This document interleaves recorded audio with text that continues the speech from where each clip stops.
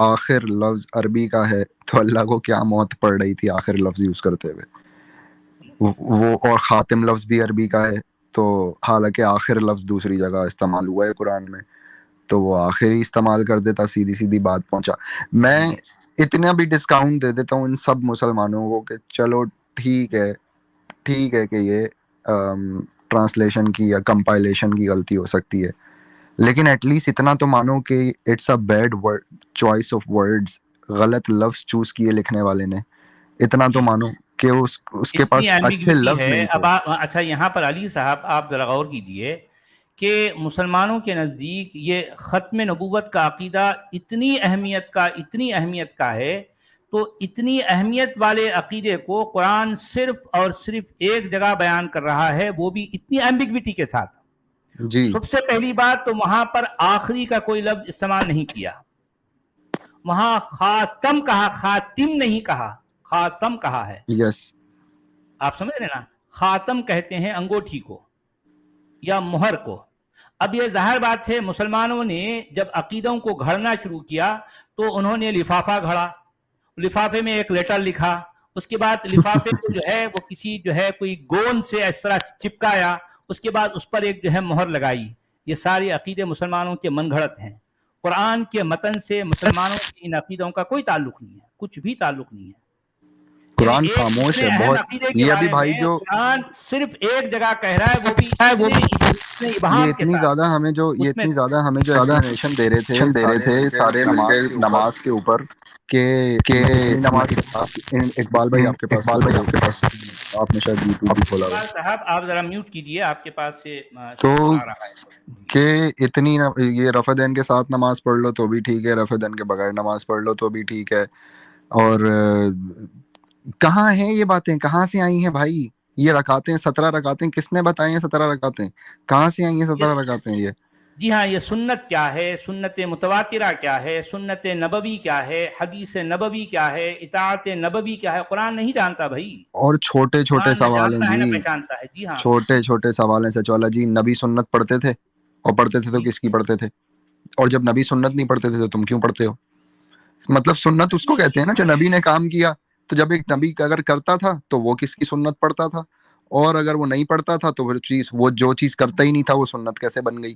جی اور کیا نبی شہادت کی انگلی اٹھاتا تھا؟ کیا پڑھتا تھا؟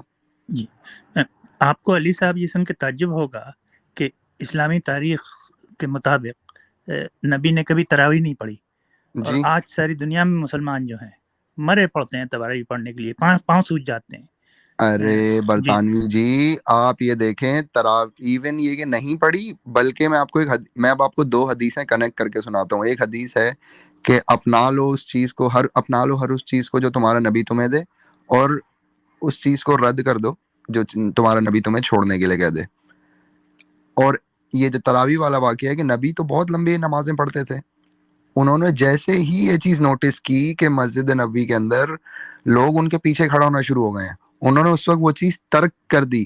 تو جو چیز نبی نے ترک کر دی تم کائیں کو پکڑ کے بیٹھے ہوئے آج تک؟ جی اور تمہارا پہلے خلیفے نے نہیں اس کو بنایا کچھ, تمہارے دوسرے خلیفے کو آ کے خیال آ رہا ہے کہ وہ ہو یہ نا 10 کا گروپ ادھر پڑھ رہا ہے, 15 کا گروپ ادھر پڑھ رہا ہے, 5 کا گروپ ادھر پڑھ رہا ہے, 10 کا گروپ پھر ایک کام کرو ان کی جماعت کرا دو.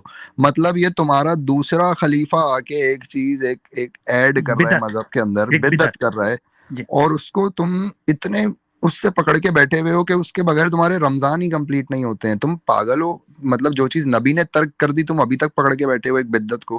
پھر اذان کے اندر الصلاۃ خیر من النوم کہاں سے آیا یہ تو تھا ہی نہیں کہ یہ تو جو بلال حبشی نے اذانیں دی ساری زندگی, اس نے تو کبھی نہیں پڑھا الصلاۃ خیر من النوم. یہ تو مولوی نے پڑھنا شروع کیا. برطانوی صاحب, میں جتنے لوگ سن رہے ہیں ان کی دلچسپی کے لیے کچھ ایک بات آپ لوگوں سے شیئر کرنا چاہوں گا. دیکھیں, سورت الفاتحہ یہ نماز میں پڑھی جانے والی وہ سورت ہے کہ اس کے بغیر نماز ہی نہیں ہوتی. لا صلاۃ الا بفاتحۃ الکتاب کہا گیا ہے. جی ٹھیک ہے, یعنی سورت الفاتحہ پڑھنا ہر رکعت میں ضروری ہے. اچھا, اب ایک طرف تو سورت الفاتحہ کے بارے میں یہ بات, اس طرح کا بیان, دوسری طرف دیکھیں کہ قراءات کے جو اختلافات ہیں آپ وہ دیکھیں گے تو دنگ رہ جائیں گے. میں قرآن کی دوسری آیتیں دوسرے الفاظ تو آپ چھوڑیے، اس پر تو آپ کو ہزاروں اختلافات ملیں گے. میں نے جو تحقیق کی ہے، ابھی بہت جلد میرا ایک آرٹیکل آنے والا ہے منظر عام پر، انہیں اس کے مطابق تو میں نے جن کتابوں کا مطالعہ کیا اور اس کا نچوڑ کے طور پر میں نے جو مضمون لکھا ہے، وہ اس سے یہ ثابت ہوتا ہے کہ قرآن کے جتنے الفاظ ہیں تقریباً آدھے الفاظ میں قراءات کا اختلاف پایا گیا ہے. پہلی بات. اچھا، وہ یہ اختلافات کو جو ہے آپ بازو رکھیے، صرف سورت الفاتحہ کو دیکھیے. سورت الفاتحہ کے اندر جو قراءات کا اختلاف ہے، جو کہ اتنی اہم سورت ہے، اب آپ دیکھیے کہ اس میں ایک لفظ ہے مالکی یوم الدین. اس لفظ کو الگ الگ قراءتوں سے جو ہے ادا کیا گیا. کوئی کہہ رہا ہے ملکی یوم الدین، کوئی کہہ رہا ہے کہ ملکی یوم الدین، کوئی یہ کہہ رہا ہے کہ جو ہے ملک یوم الدین، کوئی کہہ رہا ہے کہ ملکہ یوم الدین، کوئی کہہ رہا ہے کہ ملیک یوم الدین. اچھا، اہدنا الصراط المستقیم، کوئی کہہ رہا ہے کہ ارشدنا الصراط المستقیم، کوئی کہہ رہا ہے بصرنا الصراط المستقیم، کوئی کہہ رہا ہے صراط الذین انعمت علیہم، کوئی کہہ رہا ہے کہ صراط الذین من انعمت علیہم، کوئی کہہ رہا ہے کہ غیر المغضوب علیہم ولا الضالین، کوئی کہہ رہا ہے کہ غیر المغضوب علیہم وغیر الضالین. ارے یار کیا ہے یار، یہ ایک چھوٹی سی ننھی منی صورت، اس میں بھی اتنا اختلاف.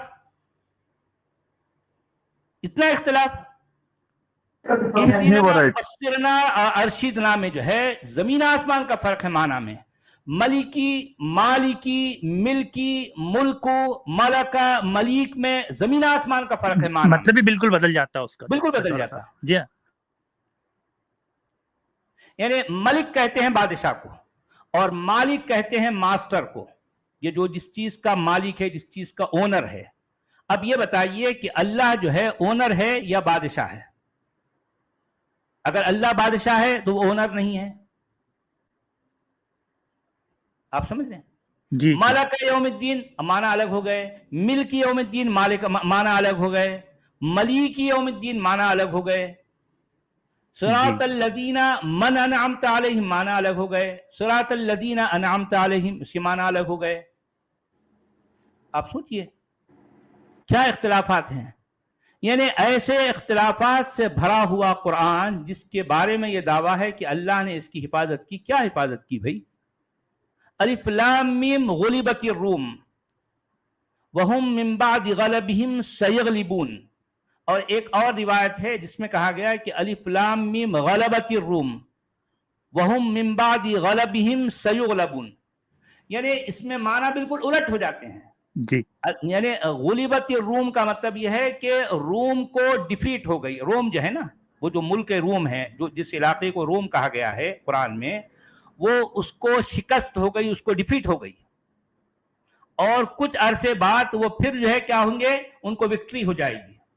ایک دوسری روایت ہے کہ روم جو ہے روم کو وکٹری ہو گئی اور بہت جلد جو ہے وہ پھر کیا ہوں گے، وہ ڈیفیٹ ہو جائیں گے.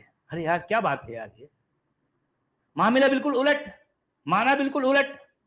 غلبت الروم اور غلبت الروم میں معنی بالکل الٹ ہو جاتے ہیں. 180 ڈگری میں فرق آ جاتا ہے، 180 ڈگری. جی. اب سوچئے. اور سچوالہ صاحب دعویٰ ایسا کہ یہ قیامت تک کے لیے، تا قیامت تک کے لیے پوری انسانیت کے لیے گائیڈنس ہے، اس میں کون سی ایسی گائیڈنس کی بات ہے؟ ایک بات تو بتا دو جو ریلیونٹ ہو آج کے دور میں. اچھا، میں جو آرٹیکل لکھ رہا ہوں عبدالحمید صاحب، تو آپ کی توجہ چاہوں گا اس میں آپ کو چند باتیں بتاؤں گا، تو تاکہ آپ کی جو ہے آپ کی دلچسپی اس میں جو ہے یقیناً رہے گی. دیکھیے، ایک روایت ہے جس میں یہ کہا گیا ہے ان الدین عند اللہ الاسلام. اس کے معنی ہے بلا شبہ دین تو اللہ کے نزدیک اسلام ہے. اور دوسری روایت کیا ہے؟ ان الدین عند اللہ الحنیفیہ، بے شک دین تو اللہ کے نزدیک حنیفیت ہے. اب بتائیے اس میں دونوں میں کون سا صحیح ہے؟ کون سا صحیح ہے؟ یہ تو کنفیوز کرنے والی بات ہے. اچھا، ایک میں جو ہے سورہ مریم کی ایک آیت ہے جس میں لکھا ہے لی